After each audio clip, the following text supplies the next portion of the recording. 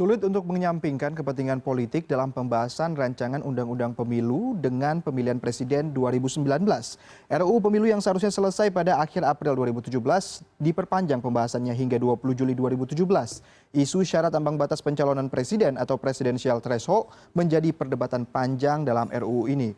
Lalu seperti apa dampaknya pada Pilpres 2019 nanti setelah DPR mengesahkan presidential threshold 20 hingga 25%? Berikut ulasannya. Kami nyatakan kami tidak akan ikut dan tidak bertanggung jawab atas keputusan pada malam hari ini. Apakah RUU Pemilu dapat disetujui? Meski diwarnai aksi walkout 4 fraksi DPR, yakni Gerindra, Demokrat, PKS, dan PAN yang memilih RUU Pemilu dengan opsi ambang batas pencalonan presiden atau presidential threshold 0%, rapat paripurna DPR mengesahkan presidential threshold 20-25%. Beberapa elemen masyarakat yang tidak setuju dengan presidential threshold ini memilih untuk melakukan uji materi ke Mahkamah Konstitusi.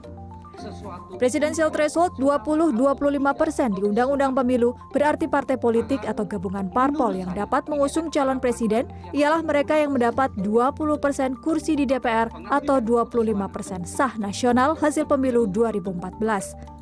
Adapun hasil perolehan suara 10 partai politik di DPR dalam pemilu 2014 lalu. Dengan hasil ini, tidak ada satu partai politik di DPR yang bisa mengusung capres sendiri tanpa berkoalisi. Hingga kini sudah ada 4 parpol yang menyatakan akan mendukung Jokowi di pemilihan presiden 2019 nanti, yakni Golkar, Nasdem, Hanura, dan P3.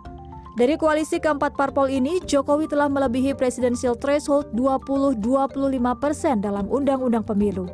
Bila PDI Perjuangan ikut menyatakan dukungannya untuk Jokowi di Pilpres 2019, maka Jokowi mendapat dukungan 51,96% kursi DPR atau 52,21% perolehan suara.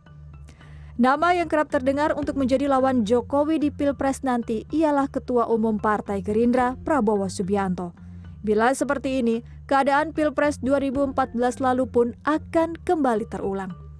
Partai Keadilan Sejahtera disebut-sebut bergandengan lagi dengan Gerindra jika presidential threshold 20-25% dinyatakan sah oleh Mahkamah Konstitusi. Meski belum secara resmi menyatakan dukungan untuk Prabowo, PAN disebut-sebut memiliki peluang yang cukup besar membentuk koalisi dengan Partai Gerindra dan PKS di Pilpres 2019.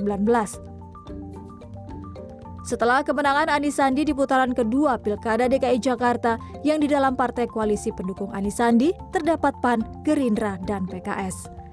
Presidential threshold 20-25% membuat hanya partai politik di DPR yang diperbolehkan untuk mengusung calon presiden di pemilu 2019 nanti. Hanya Demokrat dan PKB yang belum menentukan pilihan mereka di Pilpres 2019.